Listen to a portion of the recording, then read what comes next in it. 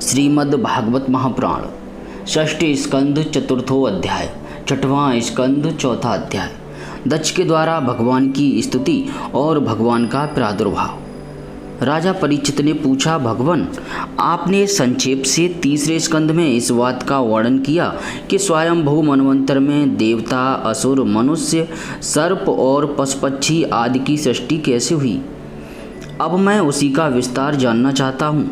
प्रकृति आदि कारणों के भी परम कारण भगवान अपनी जिस शक्ति से जिस प्रकार उसके बाद की सृष्टि करते हैं उसे जानने की भी मेरी इच्छा है। सूत जी कहते हैं, सौनकादि ऋषियों, परम योगी व्यासनंदन श्री सुखदेव जी ने राज ऋषि परीक्षित का यह सुंदर प्रश्न सुनकर उनका अभिनंदन किया और इस प्रकार कहा। श्री सुखदेव जी ने कहा, राजा, प्राचीन वर्ष के 10 लड़के जिनका नाम प्रचेता था, जब समुद्र से बाहर निकले तब उन्होंने देखा कि हमारे पिता के निवृत्ति परायण हो जाने से सारी पृथ्वी पेड़ों से घिर गई है। उन्हें वृक्षों पर बड़ा क्रोध आया। उनके तपोबल ने तो मानो क्रोध की आग में आहुति ही डाल दी। बस उन्होंने वृक्षों को जला डालने के लिए अपने मुख से वायु और अग्नि की सृष्टि की। परीक्षित, जब प्रचेताओं की छोड़ी हुई अग्नि और वायु उन वृक्षों को जलाने लगी, तब वृक्षों के राजाधिराज चंद्रमा ने उनका क्रोध शांत करते हुए इस प्रकार कहा, महाभाग्यवान प्रचेताओं, ये वृक्ष बड़े दीन हैं, आप लोग इनसे द्रोह मत कीजिए, क्योंकि आप तो प्रजा की अभिवृद्धि करना चाहते हैं और सभी जानते हैं कि आप प्रजापति हैं। महात्मा प्रचेताओं, प्रजापतियों के अधिपति अविनाशी भगवान श्री हरि ने संपूर्ण वनस्पतियों और औषधियों को प्रजा के हितार्थ उनके खान पान के लिए बनाया है। संसार में पंखों से उड़ने वाले चर प्राणियों के भोजन फल पुष्प आदि अचर पदार्थ हैं। पैर से चलने वालों के घास तृण आदि बिना पैर वाले पदार्थ भोजन हैं। हाथ वालों के वृक्ष लता आदि बिना हाथ वाले और 2 पैर वाले मनुष्य आदि के लिए धान गेहूँ आदि अन्न भोजन हैं। 4 पैर वाले बैल ऊंट आदि खेती प्रवृत्ति के द्वारा अन्न की उत्पत्ति में सहायक हैं। निष्पाप प्रचेताओं, आपके पिता और देवादिदेव भगवान ने आप लोगों को यह आदेश दिया है कि प्रजा की सृष्टि करो। ऐसी स्थिति में आप वृक्षों को जला डालें, यह कैसे उचित हो सकता है। आप लोग अपना क्रोध शांत करें और अपने पिता पितामह प्रपितामह आदि के द्वारा सेवित सत्पुरुषों के मार्ग का अनुसरण करें। जैसे माँ बाप बालकों की, पलकें नेत्रों की, पति पत्नी की, गृहस्थ भिक्षुकों की और ज्ञानी अज्ञानियों की रक्षा करते हैं और उनका हित चाहते हैं, वैसे ही प्रजा की रक्षा और हित का उत्तरदायी राजा होता है। प्रचेताओं, समस्त प्राणियों के हृदय में सर्वशक्तिमान भगवान आत्मा के रूप में विराजमान हैं। इसलिए आप लोग सभी को भगवान का निवास स्थान समझें। यदि आप ऐसा करेंगे तो भगवान को प्रसन्न कर सकेंगे और कर भी लेंगे। जो पुरुष हृदय के उबलते हुए भयंकर क्रोध को आत्म विचार के द्वारा शरीर में ही शांत कर लेता है, बाहर नहीं निकलने देता, वह काल क्रम से तीनों गुणों पर विजय प्राप्त कर लेता है। प्रचेताओं, इन दीनहीन वृक्षों को और न जलाइए। जो कुछ बच रहे हैं उनकी रक्षा कीजिए, इससे आपका भी कल्याण होगा। इस श्रेष्ठ कन्या का पालन इन वृक्षों ने ही किया है, इसे आप लोग पत्नी के रूप में स्वीकार कीजिए। परीक्षित, वनस्पतियों के राजा चंद्रमा ने प्रचेताओं को इस प्रकार समझा बुझाकर उन्हें प्रमलोचा अप्सरा की सुंदरी कन्या दे दी और वे वहां से चले गए। प्रचेताओं ने धर्मानुसार उसका पाणी ग्रहण किया। उन्हीं प्रचेताओं के द्वारा उस कन्या के गर्भ से प्रचेतस दक्ष की उत्पत्ति हुई। फिर दक्ष की प्रजा सृष्टि से तीनों लोक भर गए। इनका अपनी पुत्रियों पर बड़ा प्रेम था। इन्होंने जिस प्रकार अपने संकल्प और वीर से विविध प्राणियों की सृष्टि की, वह मैं सुनाता हूँ, तुम सावधान होकर सुनो। परीक्षित, पहले प्रजापति दक्ष ने जल थल और आकाश में रहने वाले देवता, असुर एवं मनुष्य आदि प्रजा की सृष्टि अपने संकल्प से ही की। जब उन्होंने देखा कि वह सृष्टि बढ़ नहीं रही है, तब उन्होंने विंध्याचल के निकटवर्ती पर्वतों पर जाकर बड़ी घोर तपस्या की। वहाँ एक अत्यंत श्रेष्ठ तीर्थ है, उसका नाम है अघमर्षण। वह सारे पापों को धो बहाता है। प्रजापति दक्ष उस तीर्थ में त्रिकाल स्नान करते और तपस्या के द्वारा भगवान की आराधना करते। प्रजापति दक्ष ने इंद्रियातीत भगवान की हंस गुहा नामक स्तोत्र से स्तुति की थी।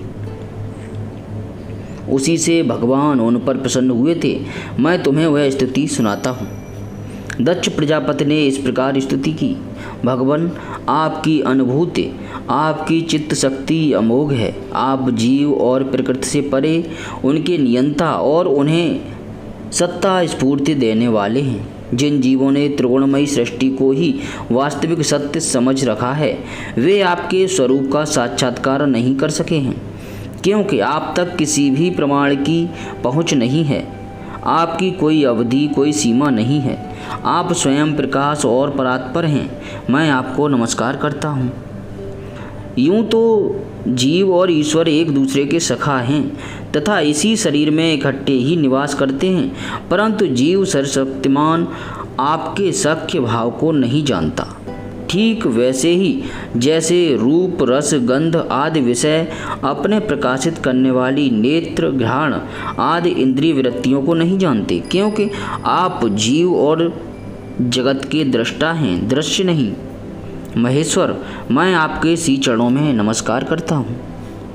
देह, प्राण, इंद्रिय, अंतःकरण की वृत्तियाँ, पंच महाभूत और उनकी तन्मात्राएँ, ये सब जड़ होने के कारण अपने को और अपने से अतिरिक्त को भी नहीं जानते, परंतु जीव इन सब को और इनके कारण सत्व, रज और तम इन तीन गुणों को भी जानता है, परंतु वह भी दृश्य अथवा ज्ञेय रूप से आपको नहीं जान सकता, क्योंकि आप ही सबके ज्ञाता और अनंत हैं। इसलिए प्रभु, मैं तो केवल आपकी स्तुति करता हूँ। जब समाधि काल में प्रमाण, विकल्प और विषय स्वरूप क्षमा कीजिए, जब समाधि काल में प्रमाण, विकल्प और विपर्य रूप विविध ज्ञान और स्मरण शक्ति का लोप हो जाने से इस नाम रूपात्मक जगत का निरूपण करने वाला मन उपरत हो जाता है, उस समय बिना मन के भी केवल सच्चिदानंदमयी अपनी स्वरूप स्थिति के द्वारा आप प्रकाशित होते रहते हैं। प्रभु, आप शुद्ध हैं और शुद्ध हृदय मंदिर ही आपका निवास स्थान है। आपको मेरा नमस्कार है। जैसे यज्ञ के लोग काष्ठ में छिपे हुए अग्नि को सामधेनी नाम के 15 मंत्रों के द्वारा प्रकट करते हैं, वैसे ही ज्ञानी पुरुष अपनी 27 शक्तियों के भीतर गूढ़ भाव से छिपे हुए आपको अपनी शुद्ध बुद्धि के द्वारा हृदय में ही ढूंढ निकालते हैं। जगत में जितनी भिन्नताएं देख पड़ती हैं, वे सब माया की ही हैं। माया का निषेध कर देने पर केवल परम सुख के साक्षात्कार स्वरूप आप ही अवशेष रहते हैं, परंतु जब विचार करने लगते हैं तब आपके स्वरूप में माया की उपलब्धि निर्वचन नहीं हो सकता। अर्थात माया भी आप ही हैं, अतः सारे नाम और सारे रूप आपके ही हैं। प्रभु, आप मुझ पर प्रसन्न होइए, मुझे आत्म प्रसाद से पूर्ण कर दीजिए। प्रभु, जो कुछ वाणी से कहा जाता है अथवा जो कुछ मन, बुद्धि और इंद्रियों से ग्रहण किया जाता है, वह आपका स्वरूप नहीं है, क्योंकि वह तो गुण रूप है और आप गुणों की उत्पत्ति और प्रलय के अधिष्ठान हैं। आप में केवल उनकी प्रतीति मात्र है। भगवान, आप में ही यह सारा जगत स्थित है, आपसे ही निकला है और आपने और किसी के सहारे नहीं, अपने आप से ही इसका निर्माण किया है। यह आपका ही है और आपके लिए ही है। इसके रूप में बनने वाले भी आप हैं और बनाने वाले भी आप ही हैं। बनने बनाने की विधि भी आप ही हैं। आप ही सबसे काम लेने वाले भी हैं। जब कार्य और कारण का भेद नहीं था, तब भी आप स्वयं सिद्ध स्वरूप से स्थित थे। इसी से आप सबके कारण भी हैं। सच्ची बात तो यह है कि आप जीव जगत के भेद और स्वगत भेद से सर्वथा रहित एक अद्वितीय हैं। आप स्वयं ब्रह्म हैं। आप मुझ पर प्रसन्न हों। प्रभु, आपकी ही शक्तियाँ वादी प्रतिवादियों के विवाद और संवाद अर्थात एकमत्य का विजय होती हैं। और उन्हें बार बार मोह में डाल दिया करती हैं। आप अनंत अपराकृत कल्याण गुणगणों से युक्त एवं स्वयं अनंत हैं। मैं आपको नमस्कार करता हूँ। भगवान उपासक लोग कहते हैं कि हमारे प्रभु हस्तपाद आदि से युक्त साकार विग्रह हैं, और सांख्यवादी कहते हैं कि भगवान हस्तपाद आदि विग्रह से रहित निराकार हैं। यद्यपि इस प्रकार वे एक ही वस्तु के दो परस्पर विरोधी धर्मों का वर्णन करते हैं, परंतु फिर भी उसमें विरोध नहीं है, क्योंकि दोनों एक ही परम वस्तु में स्थित हैं। बिना आधार के हाथ पैर आदि का होना संभव नहीं, और निषेध की भी कोई न कोई अवधि होनी ही चाहिए। आप वही आधार और निषेध की अवधि हैं, इसलिए आप साकार निराकार दोनों से ही अवरुद्ध सम ब्रह्म हैं, सम परम ब्रह्म हैं, पर ब्रह्म हैं। प्रभु आप अनंत हैं, आपका न तो कोई प्राकृत नाम है और न कोई प्राकृत रूप, फिर भी जो आपके चरण कमलों का भजन करते हैं उन पर अनुग्रह करने के लिए आप अनेक रूपों में प्रकट होकर अनेकों लीलाएं करते हैं, तथा उन रूपों एवं लीलाओं के अनुसार अनेकों नाम धारण कर लेते हैं। परमात्मन आप मुझ पर कृपा प्रसाद कीजिए।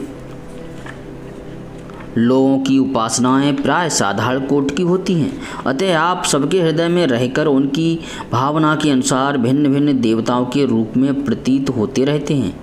ठीक वैसे ही जैसे हवा गंध का आश्रय लेकर सुगंधित प्रतीत होती है, परंतु वास्तव में सुगंधित नहीं होती, ऐसे सबकी भावनाओं का अनुसरण करने वाले प्रभु मेरी अभिलाषा पूर्ण करें।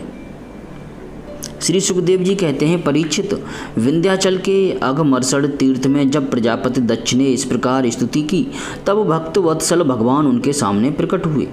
उस समय भगवान गरुण के कंधों पर चरण रखे हुए थे। विशाल एवं हष्टपुष्ट 8 भुजाएं थीं, उनमें चक्र, शंख, तलवार, ढाल, वाण, धनुष, पास और गदा धारण किए हुए थे।